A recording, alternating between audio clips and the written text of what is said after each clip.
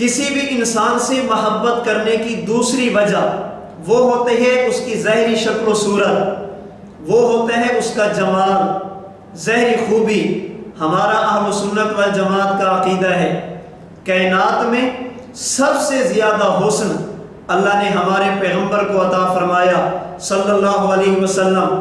اب حضرت حسین کے جمال کا اندازہ لگیں، کتب احادیث، کتب سیرت اور تاریخ میں ملتا ہے حضرت حسین رضی اللہ تعالی عنہ یہ شبیہن بن نبی صلی اللہ علیہ وسلم تھے۔ آپ کو اللہ نے ظاہری شکل و صورت وہ عطا فرمائی تھی جو اللہ نے اپنے محبوب کو آمینہ کے لال کو عطا فرمائی تھی۔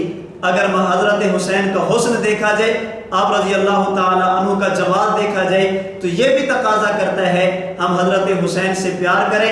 اس لیے ہم کہتے ہیں محبت حسین ہمارا ایمان، محبت حسین ہمارے ایمان کا جز، اور حضرت حسین سے پیار کرنا یہ اہل سنت والجماعت کی علامت ہے۔